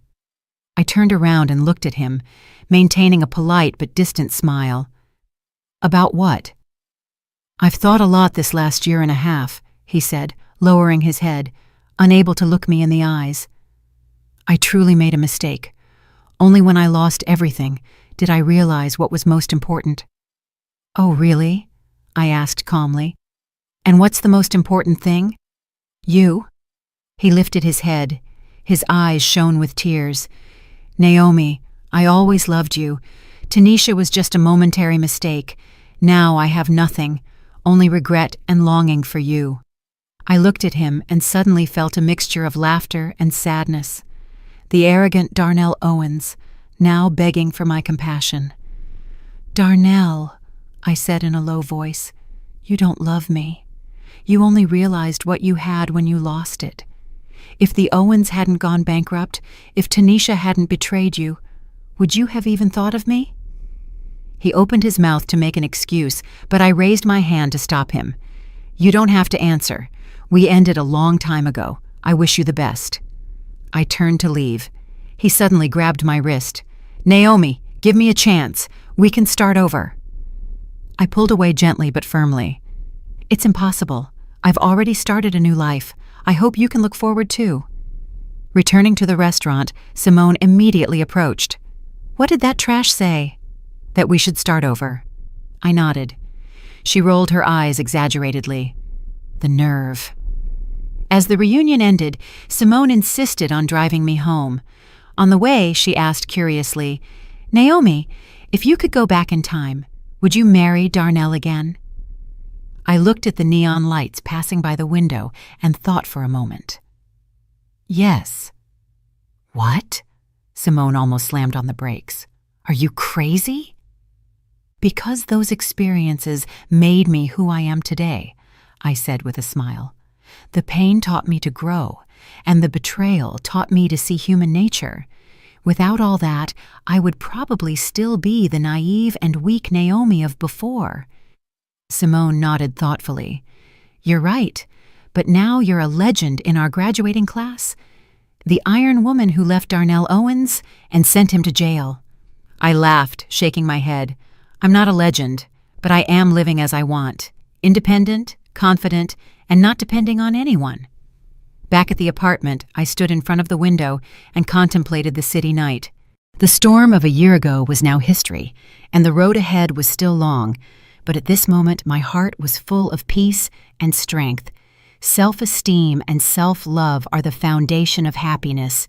That was the most valuable lesson I learned from this marriage and the creed I would follow in my life. The screen of my phone lit up, a reminder from the factory manager for tomorrow's meeting. I replied with a confirmed and turned off the light. The city lights became my only company. Tomorrow would be a new day, and I was ready. I'm really glad you're here and that I could share my story with you. If you liked it, show me by liking the video and subscribing to my channel. Let's see how many of us there are. Write in the comments which city you're watching from and what time it is. I'm so curious to know where all you wonderful people are tuning in from. If you want to support me a little extra, you can also send a small donation. I share new life stories for you every single day. And now, 2 of my most popular stories will pop up on the screen so you can choose what to watch next.